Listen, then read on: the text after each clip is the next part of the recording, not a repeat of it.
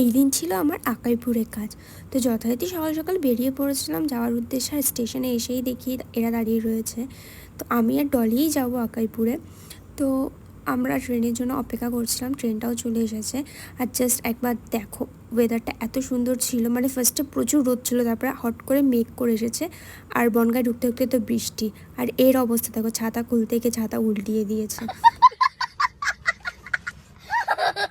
ব্রিজের উপর যাওয়ার জন্য ফার্স্ট ভেবেছিলাম সিঁড়ি থেকে যাব, তারপরে ডলি বললো না আমি ভিডিও করব, আমি সিঁড়ি থেকে। শুধু এখানে উঠেছে ভিডিও করার জন্য। তারপরে ব্রিজের ওপর গিয়ে অনেকক্ষণই দাঁড়িয়েছিলাম, একটু ভিডিও করে নিয়েছিলাম, কারণ আমাদের ট্রেনটা একটু লেট ছিল।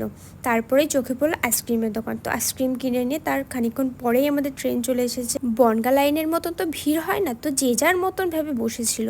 দেন আমরা আকাইপুরও নেমে গেছিলাম, নেমে গিয়ে আগে গিয়েছিলাম মিষ্টি কিনতে, কারণ আকাইপুরে আমার পিসি বাড়ি। ফার্স্টে পিসি বাড়ি যাবো তাই। পিসি বাড়ির থেকে অনেকক্ষণ বসে থাকার পরে দেন আমাকে ব্রাইডের বাড়ির থেকে ফোন করলো। দেন তারপর আমরা গেলাম, গিয়ে মোটামুটি কাজ কমপ্লিট করাও হয়ে গেছিলো, কারণ দুটো হেয়ারস্টাইল করেছিলাম আমি। দেন আর কোনোই কাজ করিনি।